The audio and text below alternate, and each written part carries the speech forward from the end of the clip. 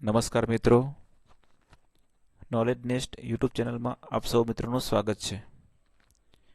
મિત્રો, સીઈટી 2026-27માં મેરિટમાં આવેલ બાળકો માટે વિવિધ યોજનાઓ અથવા શિષ્યવૃત્તિ પસંદગી માટે રજિસ્ટ્રેશન કેવી રીતે કરવું તેની અગત્યની માહિતી આપણે મેળવીશું. મિત્રો, સૌપ્રથમ ગૂગલ ક્રોમ બ્રાઉઝર ઓપન કરી GSSY GUJ આવું લખીને આપણે સર્ચ આપીશું એટલે આ પ્રકારનું રિઝલ્ટ આપણને જોવા મળશે. gssy.gssyguj.in એના પર ક્લિક કરીશું એટલે આપણને સ્કોલરશિપની જે વેબસાઇટ છે એ વેબસાઇટ આપણને જોવા મળશે. અહીંયા આપણે નીચે સ્ક્રોલ કરીશું. અહીંયા સીઈટી બેચલર સ્કીમ 2025 એ આપણને જોવા મળે છે.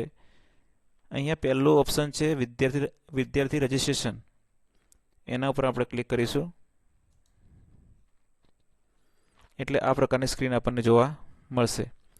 અહીંયા નીચે આપણે જોઈ શકીએ છીએ કે સ્ટુડન્ટ રજિસ્ટ્રેશનનું ઓપ્શન આપણને આપેલું છે. તો સ્ટુડન્ટ રજિસ્ટ્રેશનના ઓપ્શનમાં આપણે જઈશું.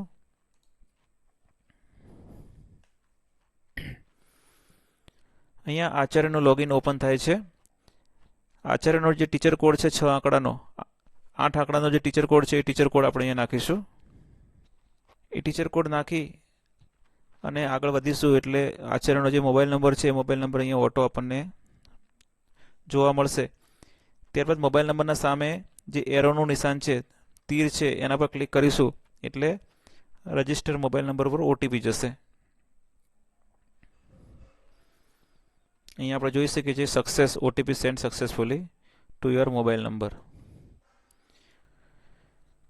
મોબાઈલ પર મળેલા ઓટીપીને આપણે અહીંયા એન્ટર કરી અને લોગિન એન્ડ વેરીફાઈ એના પર ક્લિક કરીશું એટલે આ પ્રકારની સ્ક્રીન આપણને જોવા મળશે. અહીંયા તમારી શાળામાં જેટલા વિદ્યાર્થીઓ પ્રથમ મેરિટ યાદીમાં સમાવેશ થયેલ હશે એ વિદ્યાર્થીઓનું અહીંયા સંખ્યા તમે જોઈ શકો છો. આ શાળાના 9 વિદ્યાર્થીઓ છે એ 9 વિદ્યાર્થીઓનો મેરિટમાં સમાવેશ થયેલ છે અને 9 વિદ્યાર્થીઓનું રજિસ્ટ્રેશન છે એ રજિસ્ટ્રેશન હજુ પેન્ડિંગ છે. એ 9 વિદ્યાર્થીઓ છે એની વિગતો આપણે અહીંયા જોઈ શકીએ છીએ.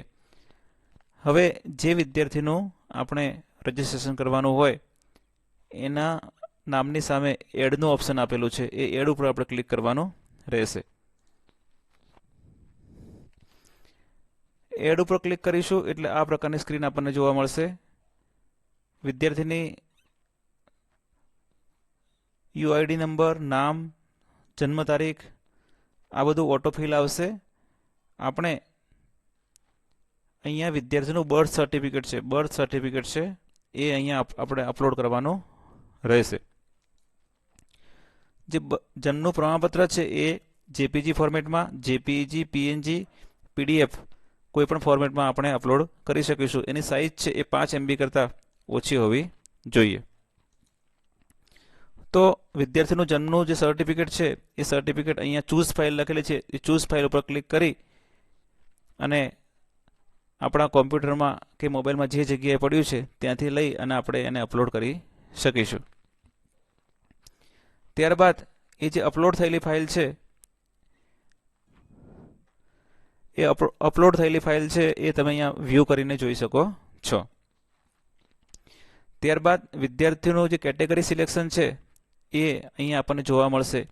અહીંયા જનરલ કેટેગરીને વિદ્યાર્થી છે એટલે અહીંયા કોઈ ઓપ્શન આપણને જોવા મળતું નથી, પણ એની જાતિ આપણે ચેન્જ કરીએ છીએ તો તમે અહીંયા જોઈ શકો છો કે એનું જાતિનું જે પ્રમાણપત્ર છે એ પ્રમાણપત્ર અહીંયા આપણે એડ કરવાનું થાય છે. એ પ્રમાણપત્ર પણ જેપીજી, પીએનજી કે પીડીએફ ફોર્મેટમાં 5 MB કરતી ઓછી ફાઇલમાં અપલોડ કરી શકીએ છીએ. તો જનરલ વિદ્યાર્થીઓ છે એમને જાતિનો દાખલો અપલોડ કરવાનો રહેતો નથી. એ સિવાયના જે વિદ્યાર્થીઓ છે એ વિદ્યાર્થીઓએ જાતિનું પ્રમાણપત્ર છે અહીં અપલોડ કરવાનું થાય છે.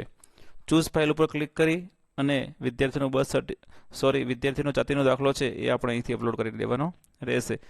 અપલોડ થયેલો જે દાખલો છે, જે ફાઇલ છે એ અહીંયા વ્યૂ કરવાથી આપણે અહીંયા જોઈ શકીશું. મિત્રો, જાતિનો દાખલો છે એ જો વિદ્યાર્થીનો ના હોય તો વાલીનો દાખલો જાતિનો આપણે અપલોડ કરી શકાશે. તેમ છતાં રાજ્ય સરકાર તરફથી જે લેટેસ્ટ સૂચનાઓ મળે છે એ સૂચનાઓનું પાલન કરવાનું રહેશે. જો કોઈ દિવ્યાંગ વિદ્યાર્થી હોય તો અહીંયાથી આપણે એને પસંદ કરવાનું રહેશે. જો દિવ્યાંગ વિદ્યાર્થી હોય તો એની ડિસેબિલિટીની ટકાવારી કેટલી છે, દિવ્યાંગતાનો જે પ્રકાર છે એ પ્રકાર કયો પ્રકાર છે, અને એ દિવ્યાંગતાનું જે સર્ટિફિકેટ છે એ સર્ટિફિકેટ અહીંયા આપણે અપલોડ કરવાનું રહેશે. ત્યારબાદ વિદ્યાર્થીએ ધોરણ 1 થી 5 સુધી કઈ શાળામાં અભ્યાસ કર્યો છે એ વિગતો આપણે અહીંયા જોઈ શકીએ છીએ. શિષ્યવૃત્તિ અને રેસિડેન્શિયલ સ્કૂલનો લાભ લેવા માટે વિદ્યાર્થીએ સરકારી શાળાઓમાં ધોરણ 1 થી 5નો સળંગ અભ્યાસ કરેલો હોવો જોઈએ. તો તમે અહીંયા જોઈ શકો છો કે વિદ્યાર્થીએ ધોરણ 1 થી 5માં સળંગ સરકારી ગ્રાન્ટેડ શાળામાં અભ્યાસ કરેલ છે. તો અહીંયા હા લખેલું ઓટોફિલ આવી જાય છે. ત્યારબાદ હાલની જે રહેઠાણની વિગત છે એ વિગત આપણે અહીંયા જોઈ શકીએ છીએ. ત્યારબાદ અરજીકર્તા માટે ઉપલબ્ધ સ્કોલરશિપ યોજના, એટલે જે વિદ્યાર્થી છે એ વિદ્યાર્થીમાં કઈ કઈ સ્કીમનો લાભ લઈ શકે છે. તો અહીંયા 100 સ્કીમ્સ એના પર આપણે ક્લિક કરીશું તો તમે અહીંયા જોઈ શકો છો કે 100 સ્કીમ ઉપર ક્લિક કરીએ છીએ ત્યારે વિદ્યાર્થી છે એ શિષ્યવૃત્તિ માટે એલિજિબલ છે, જ્ઞાન શક્તિ રેસિડેન્શિયલ સ્કૂલ ઓફ એક્સલન્સ માટે પણ લાયક છે, અને રક્ષા શક્તિ સ્કૂલ માટે પણ એ એલિજિબલ છે. મિત્રો, જે વિદ્યાર્થીએ પ્રાઇવેટ શાળામાં ધોરણ 1 થી 5નો અભ્યાસ કર્યો છે અથવા કોઈ પણ 1 વર્ષ માટે પણ પ્રાઇવેટ સ્કૂલમાં અભ્યાસ કર્યો હોય તો એ વિદ્યાર્થીને ફક્ત અને ફક્ત રક્ષા શક્તિ સ્કૂલમાં એડમિશન માટે જ એ લાયક ગણવામાં આવે છે. એ વિદ્યાર્થી શિષ્યવૃત્તિ માટે હકદાર નથી કે જ્ઞાન શક્તિ રેસિડેન્શિયલ સ્કૂલ ઓફ એક્સલન્સ માટે પણ એ એલિજિબલ નથી.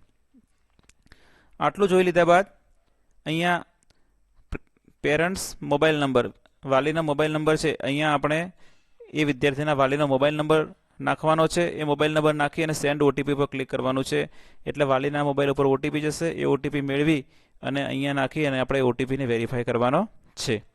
ત્યારબાદ આપણે એ વિદ્યાર્થી માટે જે પાસવર્ડ સેટ કરવાનો છે એ પાસવર્ડ અહીંયા સેટ પાસવર્ડમાં 2 વાર લખી સેટ પાસવર્ડ અને કન્ફર્મ પાસવર્ડમાં બંને વખત લખવાનો છે એ પાસવર્ડ. અને ત્યારબાદ અહીંયા આપણે ટિક માર્ક્સ કરવાનું છે કન્સેન્ટમાં, અને ત્યારબાદ સબમિટ રજિસ્ટ્રેશન છે એના ઉપર ક્લિક કરવાનું છે. તો મિત્રો, આ રીતે આપણે સીઈટીમાં પ્રથમ મેરિટ લિસ્ટમાં આવેલ બાળકનું રજિસ્ટ્રેશન કરી શકીએ છીએ. આશા રાખું છું કે તમને આ વિડીયો ગમ્યો હશે. વિડીયો જો ગમ્યો હોય તો વિડીયોને લાઇક કરશો.